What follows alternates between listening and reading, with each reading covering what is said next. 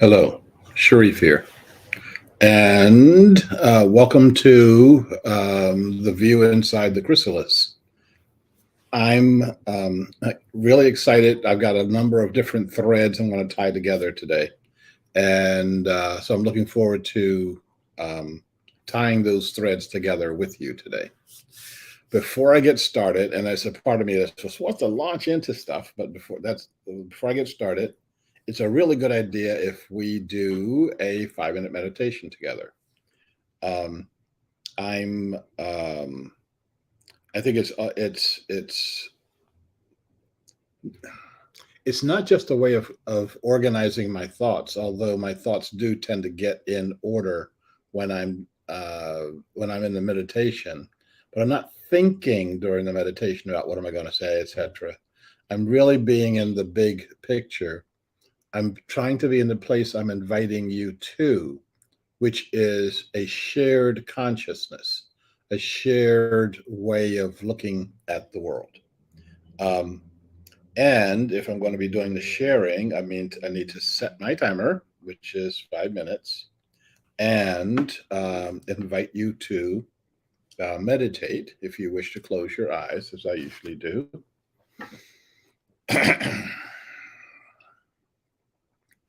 It's always good to do a few really deep breaths in, deep breaths out. Hold for a few seconds in the middle.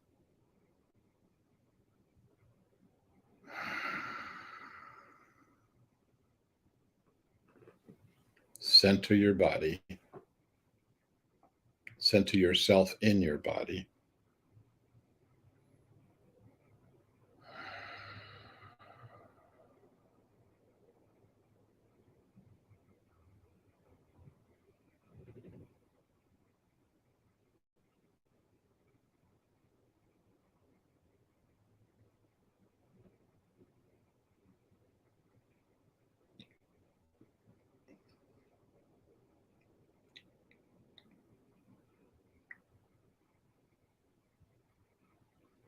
Become aware of all of the beings who make up you.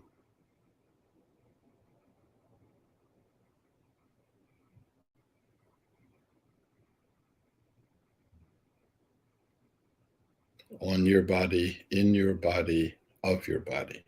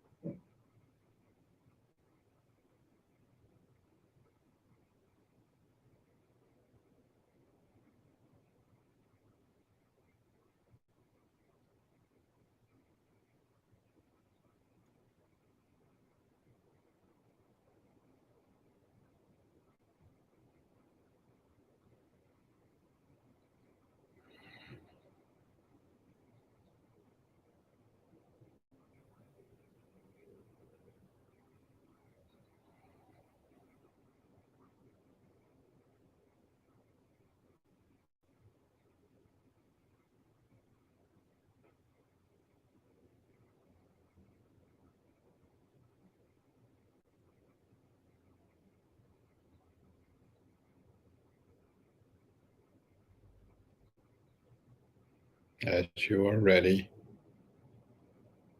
to come back to our center,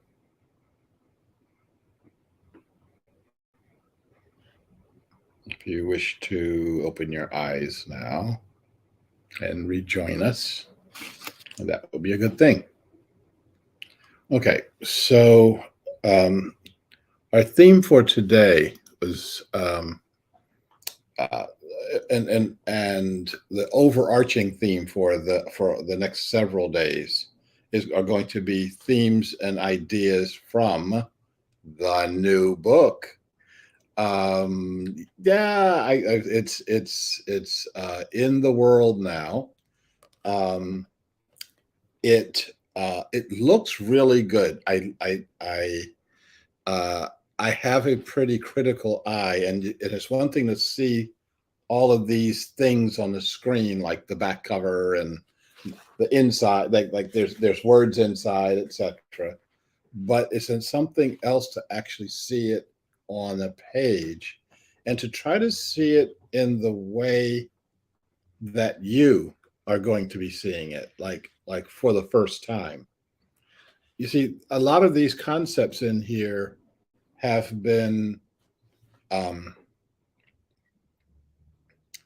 digested, tweaked, turned, kneaded, stretched, reconstituted over the course of some of them over the course of decades. And to finally see it down in print um, is a good thing. It's also a very humbling thing, and I'm very as I've been thumbing through it, I've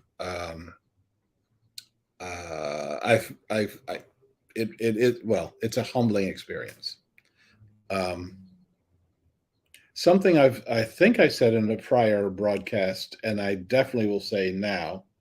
Um, I've come across a number of writers um, who, when I've talked with them, I got the impression that they never read their own books. Um, oh goodness, I just saw Lorna's comment that her copy of the book arrived in the United Kingdom this morning. Yay! Sorry, I couldn't give you an autograph, and I may be able to do something about that. I'm working on it, but it's nice that it's getting out in the world. I sent the first mailings out this weekend. So those of you who bought the book, um, great, and you should be getting it the next day or two. Um, it's interesting. Folks over in England got it before you did, um, and so I'm happy about all that. Um, this notion of shifting our subject a bit. I'm sorry, I didn't finish the last one. So I got get the impression that there are authors who didn't read their own books. I got more out of their book than they were getting out of their book. Um, the one who comes to mind the most is Daniel Quinn, the author of Ishmael. I had a chance to talk with him 3 or 4 times. He had come through Portland pretty regularly, and when I'm talking with him and I'm asking him questions, and I just had the impression that he and I read 2 different books, and that I was reading more into his book than he was reading.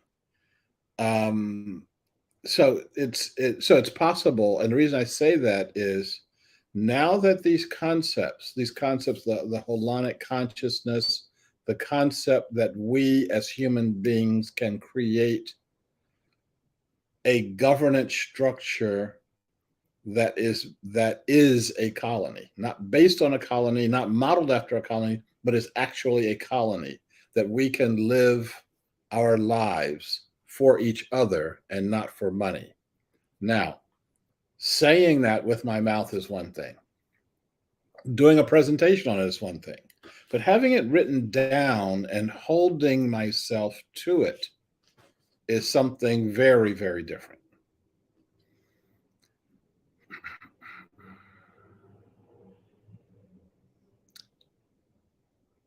So I'm hoping as all of you are reading, that you know I'm reading too. And if you are holding me to something, please do so. And let's work through this stuff together. I can tell you that for Quinn, when he was alive, was not willing to work with, well, at least with me, on any of those concepts, not willing to work them out deep to a deeper level. Okay.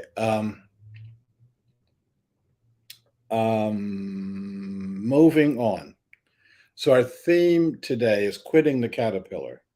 And all of us know that in the metamorphosis process, the caterpillar attaches its butt to a twig, spins a cocoon after ripping off its own skin. Um, who says birth is easy? Um, and inside the chrysalis, everything that said caterpillar turns into something else that says butterfly. Everything. Everything. In the 10 days or 15 days of the metamorphosis process, there's nothing left that says caterpillar. Everything says butterfly. It either does that or it dies completely. It doesn't come out of caterpillar anymore. It cannot come out of caterpillar anymore. The caterpillar has gone away. Now, in this process, I've been talking about, this is the view inside the chrysalis. We've already entered the chrysalis as a society, and the caterpillar is going away. Now, every time you open up a newspaper, every time you look at a news feed, you are getting the image of the caterpillar as though it's still alive. You're getting, we go about our actions and during our day as though the caterpillar is still alive. So what we have to do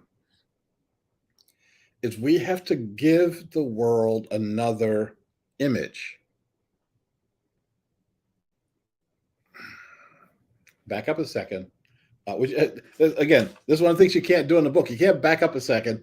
You have to put all these pages in the right order. Um, there's plenty of folks out here who are saying the caterpillar's dying. The caterpillar's dying. Our society is going to hell. We're all lost. Or if we don't do such and such, if we don't do climate change, if we don't do change the monetary system, we're all lost. They're telling you what the problem is. They're telling you the caterpillar is dissolving. That doesn't change anything. The thing that changes is, oh yeah, oh, here's a butterfly. I have the blueprints for a butterfly. The butterfly. I have the blueprint for a butterfly. And inside the chrysalis, there are going to be other cells that say, oh, I tried a butterfly one time and it's not going to work. So that's not going to work. Or that's too scary. I don't want to fly. Or lots of other things that say that it's not going to work. We are the ones who are going to be saying very patiently, very clearly, and very quickly, yes, it's working, and this is how it's going to work. This is how it's working in the world right now.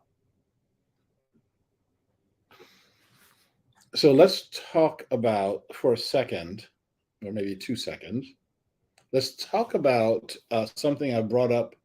Oh goodness, maybe almost a year ago, about the concept of lying flat. This is a concept that came out of um, China about a year or so ago, and it's really gotten the Chinese government concerned. And the concept is basically, I'm not going to do anything with regard to our society.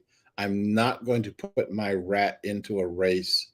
I am going to um, not hassle myself, not get all worked up around getting ahead, getting out of college, getting a job. Oh, I'm sorry, getting into college, getting great grades, getting a job, getting part of that world. Okay, um, getting married, having their 2.3 kids or however many you're allowed to have in China now, um, and getting a car, getting a bigger car, and folks are just saying, I'm not going to do that. I'm just going to lie flat. I'm going to lie in my parents' apartment. I'm going to do the minimum work I have to do to keep food on the table. Um, and I'm going to do nothing. Now, you can't maintain a society that's doing nothing. You can't maintain it economically, but you also cannot maintain it culturally. Um, the society needs you to go to work. The society needs you to work in a job you don't like in order for the society's wheels to keep turning. Well, um, folks, by the millions now, like when there's so many people in China, it takes many millions for the government to actually notice. So the lying flat movement has now morphed. And the thing that young people are saying now is, let it rot. Let the existing society go away. And they don't even have a philosophy of saying it'll be replaced by the. It's like, we don't care. We're just not playing this game anymore. If um the saying that, and again, I've been reading several articles coming from China. And the saying is, if my non-participation is going to create a situation where the society doesn't work anymore, then so be it. Let it go. Let it rot. Um, we see various aspects of that in American society. It's not as cohesive here, because of all the fractured nature of our society. We need something that's going to pull it all together. We need something that's going to pull all of us together. That something can be our a new way of thinking about the world. That something that's a new way of thinking about the world can be the nation of Gaia. Um, I want to share my screen with you. I really do.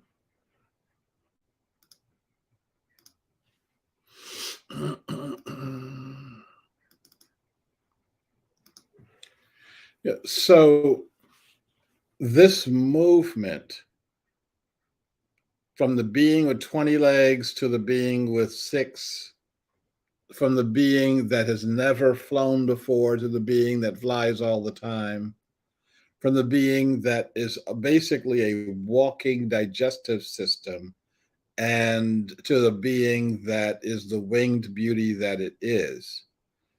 That movement is something we are in the middle of right now. It's not being talked about in society because we're not talking about it. I look at the number of us who, buy Common Way books, go to the Common Way workshops, and when it's time to talk about this in societies, we don't talk about it. So one of the things when we were doing a few decades ago, and we were doing the Common Society movement, one of the things that we talked about is what is success and how do you measure success? Well, in Breaker Society, we know how to measure success. It's really, really simple. Um, you've got money. That means you're successful. If you have more money, you're more successful. If you don't have enough money, you're a failure.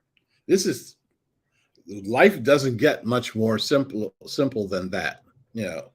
So we know that Jeff Bezos and Elon Musk are among the most successful people on the planet because their bank account shows it. And we know that I'm not because my bank account shows it. What happens when we actually have a different way of looking at success? So this is actually something that since I mentioned Daniel Quinn already today, I'll mention something I got out of one of his books. I don't remember which one. It was one of the subsequent ones to Ishmael. I think I've read almost all of his books. Again, a brilliant writer, just didn't translate out into the real world. Um, so in um, he in one of his books he had this list of things that the new revolutionaries or the new I forget the term he used, but the new revolutionaries will do this and will do that.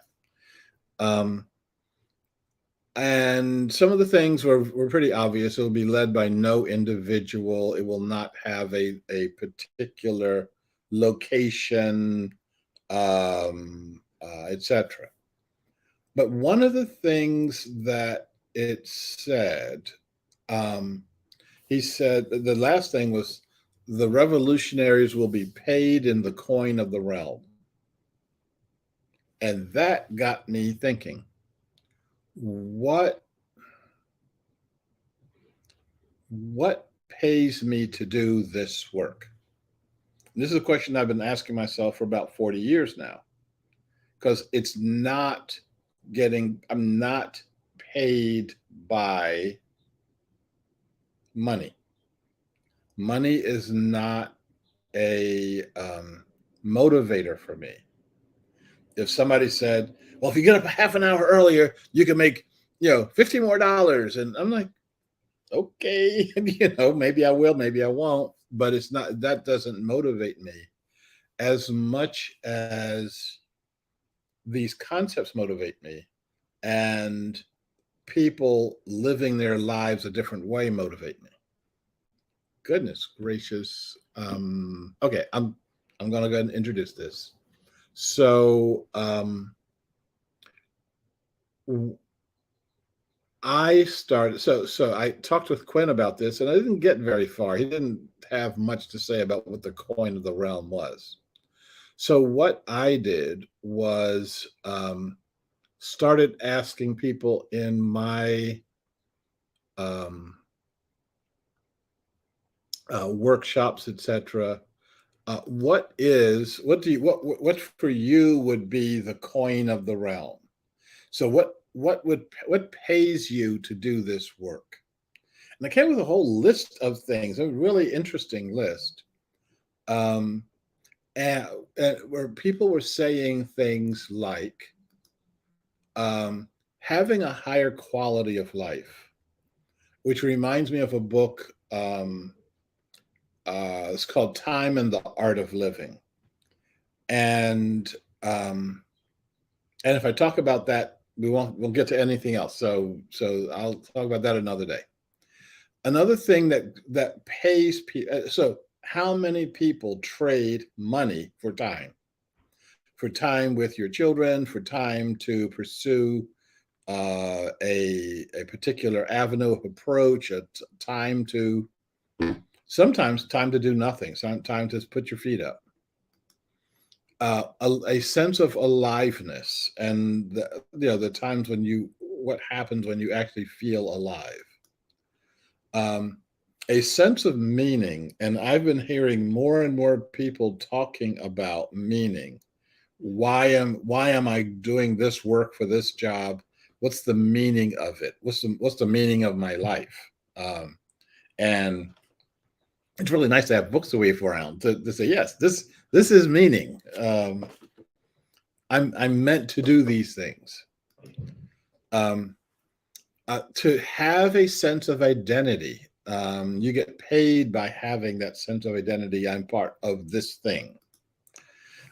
Personal development, enjoyment, belongingness, more community, greater security, values coherence, and a lot of other things. Abundance, juiciness. I like juiciness.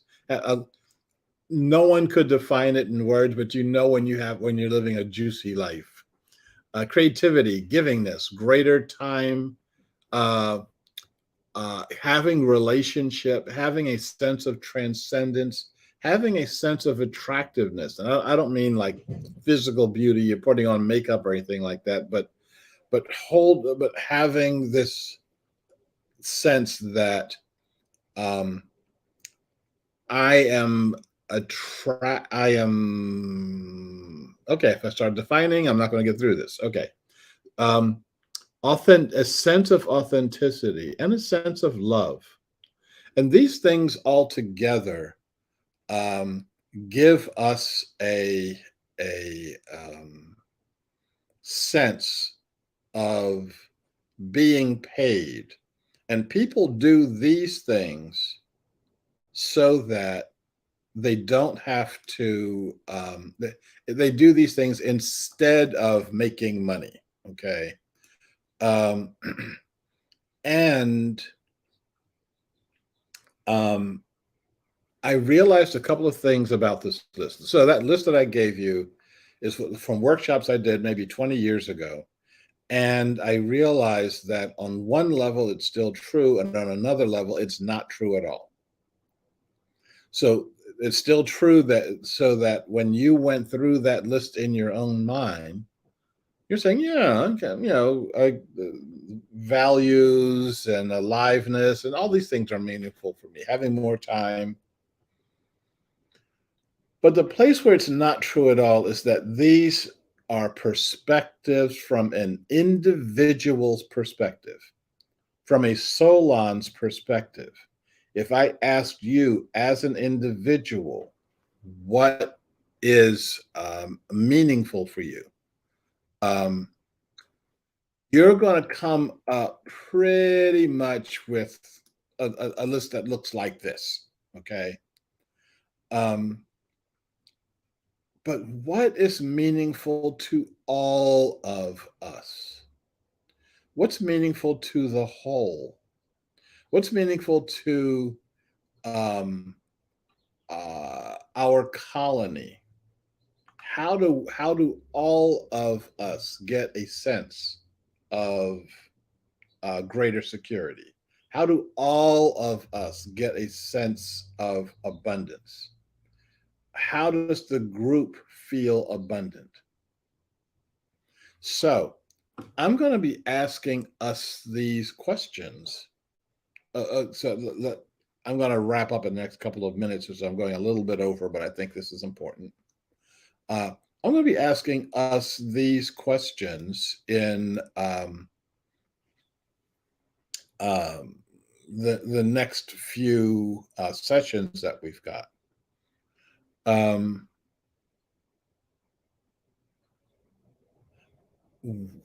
what is success? Period.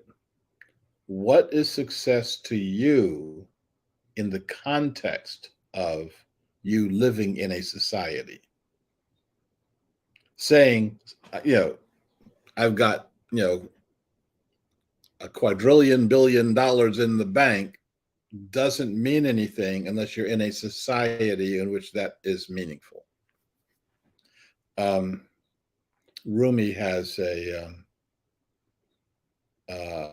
poem that was talking about a man lost in the desert, and he's dying of thirst. And as he's crossing the desert, he sees a bag, and he's hoping that there may be even a few drops of water in this bag. And he opens the bag up, and he sees, and is so disappointed because all he finds is pearls. Well, pearls are amazingly valuable, but not in that context. So all the money that we've got crammed into banks right now is meaningless when the banks disappear. If you believe that the banks can't disappear, that means that your faith is not in the divine, it's in that bank. And let me tell you, anything that is human made can disappear. Well, anything that is human made will disappear, guaranteed. Um, we're talking butterfly here. um, and so our challenge is, what is meaningful for us, for me, in the context of a community? What is meaningful to this community as a whole? What are the things that get all of us out of the bed? I'll give you a couple of hints, and then we'll talk about this in our next sessions. In the Soviet Union, back during the change from being the Soviet Union to going back to the Russian Federation, no one had money. I mean, there was no such, the money had just disappeared. But most people kept going to work. You went to work every day. You made the stuff that you usually made. They're saying that you're in a factory and you make axles. You just keep making axles. You have them piling up in the yard. There's no one taking the axles from you because there's no one can buy anything. But you keep making the axles because that's what you do. And the boss has no money to pay you, so sometimes he'll get somebody will pay him a delivery of vodka, so he passes the vodka out to everybody, or they may get a load of potatoes, he passes the potatoes out to everybody. And they got through their economic problems together. The government was an impediment to solving the problem. The government did not solve the problem. They were the problem. Well, they were part of the problem. So what does success mean to us as a whole? How do you measure that success? Those are the questions that we have to ask ourselves now in the 21st century so that we can get to the 22nd century. Let me, one last thing. And that is, I'm going to be leaving town in mid-August for a couple of weeks. I seem to be having an impediment to thinking when I'm here in Portland. And I seem to have an expansive thinking when I am down in Mexico. So I'm going to go down there for a couple of days, hopefully a couple of weeks. I'm still counting my piggy bank here. So I'm probably not going to try to maintain this call for the weeks I'm gone.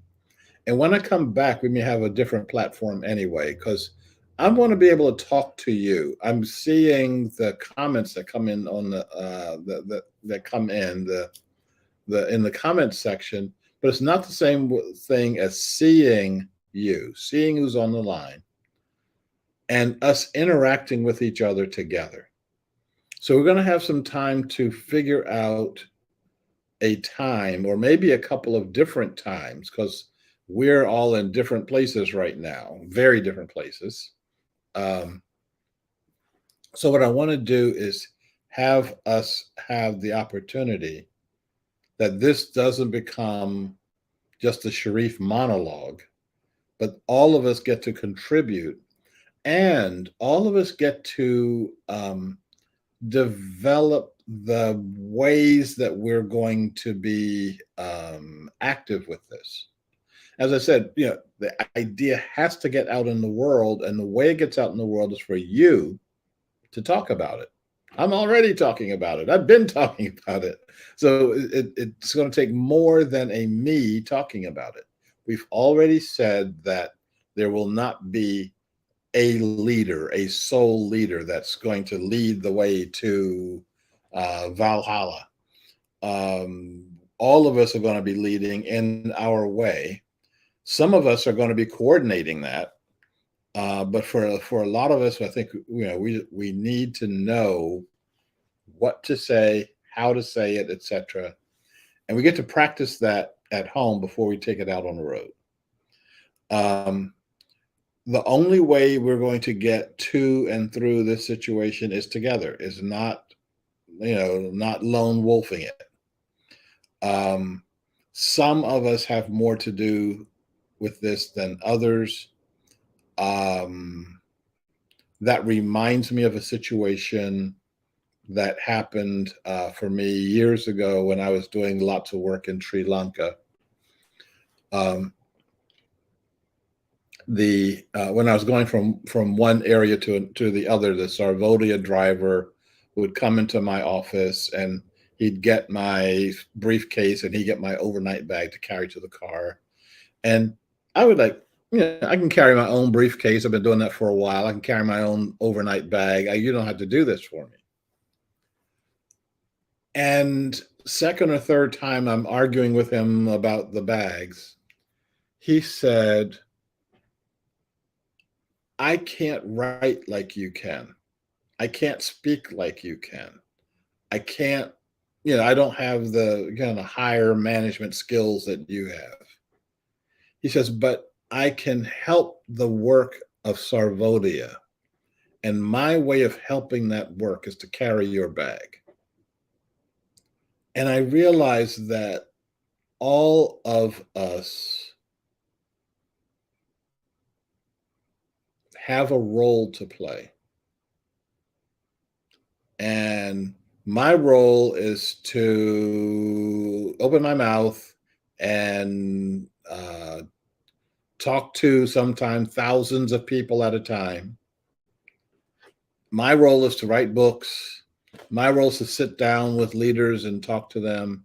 And his role, he understood that his role was to carry my bag and ship my butt from one end of Sri Lanka to the other. We each have a role to play. And once we get comfortable in the holonic consciousness, that role becomes more evident for us.